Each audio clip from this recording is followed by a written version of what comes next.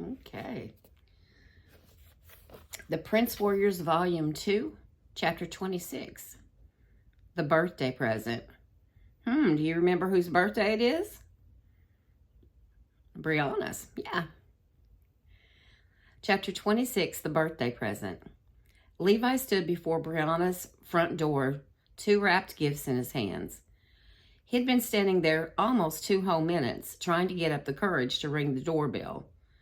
This is it. He took a breath and pushed the button. In a moment, the door opened.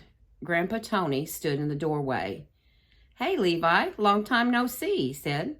He looked worn out and worried. He opened the door wide so Levi could come in. "How are you, Grandpa Tony?" Levi said. Everyone called Brianna's grandparents Nana and Grandpa. It was just the way it was. "Okay, I guess." "How's Nana Lily?" Grandpa Tony closed the door. "The same. Doc says it's going to be a while before we know. I came home for a few hours to see Breenie on her birthday. You here to see her too?" "Yeah. She's just sitting out on the swings in the backyard. Can't get her to come in and open her birthday presents." "Yeah, we were waiting for her at the rec, but she just didn't show." "Yeah, I know." Grandpa Tony shook his head sadly. "She's so upset about Nana. But I think it's something more than that." He paused suddenly, as if lost in thought. "Like what?" asked Levi. "Oh, sorry. I was just remembering that I had something to show her in the attic, but we never did get around to that." He didn't speak for a while, and Levi began to get worried that Grandpa had forgotten he was still standing there. Grandpa Tony." Levi stepped closer and waved his hand around to get his attention. Grandpa suddenly looked down at Levi and shook his head. "What? Oh, never mind about that. I got a call from the principal this morning. She failed a math test. Just doesn't seem to care anymore. Maybe you can talk to her?" He led Levi to the back of the house where Brianna sat on a swing, dragging her toes on the ground as she rocked forward and backward.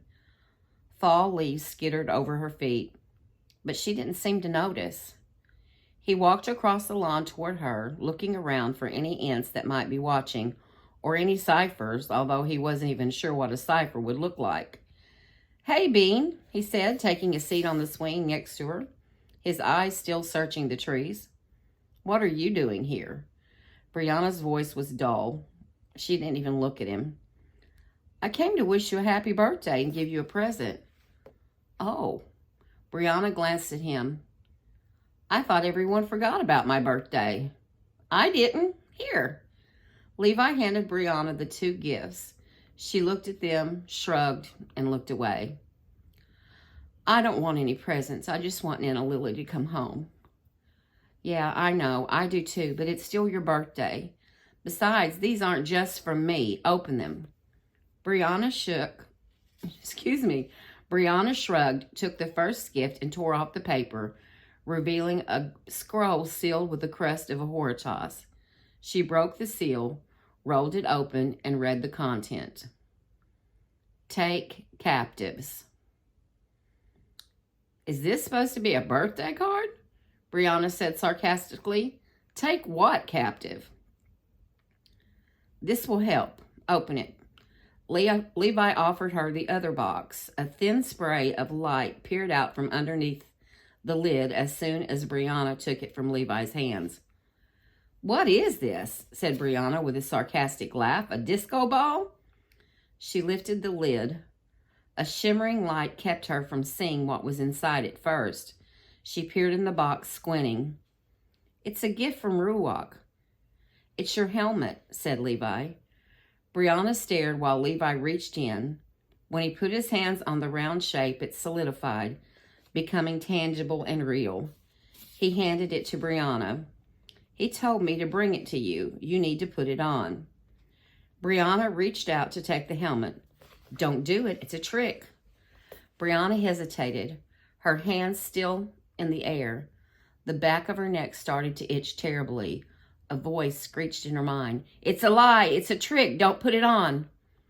Brianna's hands dropped to her lap, the scroll falling to the ground. The voice stopped screeching. The itching stopped. She breathed easier. Thanks, but I don't want it. She handed the box back to Levi and jumped off the swing. What do you mean? Bean, this is going to help you. I don't need help. I'm fine. Just leave me alone. She ran toward the house, slamming the back door. Levi slumped, shaking his head in despair and looking down at the rejected gift. How was he ever going to get her to put that helmet on? He reached down to grab the scroll before it blew away, and that's when something else caught his eye. Something pink and sparkly. He bent over to see what it was. Brianna's lip gloss. Her favorite glitter gloss, which she was never without. She had dropped it and forgotten it. Levi picked it up, thinking he would go back to the house to return it to her. But then he changed his mind and tucked the tube of lip gloss in his own pocket. For safekeeping, he thought. He got up, still holding the gift box, and walked slowly back to his house. Brianna stood alone in the living room, watching through the window as Levi walked down the sidewalk, holding the box and the scroll. She felt a deep pit opening in her heart, like the feeling you get when your best friend moves away at your dog dies. Something vital was missing. She didn't know how to get it back. Stella appeared, flitting about before her, twinkling merrily. You did the right thing. You don't need him. You don't need Ruach or anybody. No one can help you. No one is going to make Nana Lily better. They're all telling you lies. He came to help me, Brianna whispered. Maybe he does care about me. Huh. What does he know about your troubles? Nothing. That was true, Brianna thought. Levi's mom and dad were wonderful people who were both healthy and always there for him. He couldn't possibly know what it felt like to be abandoned by your own mother, and then to have the person you most loved in the world get sick and maybe even die. Levi was an only child. He didn't know what it was like to have 3 older sisters who took up all the space in the bedroom and most of the attention. He didn't know what it felt like to feel forgotten. Brianna started to cry softly. Don't worry, I'll take care of you, Stella whispered. Everything will be all right. You'll see. Outside the window, a large butterfly landed on a shrub and folded its gray metal wings. Brianna didn't see it. She had turned away to wipe her tears. The butterfly's red eyes beamed through the window to Stella, who nodded her small head and beamed back in a special rhythm, sending a message.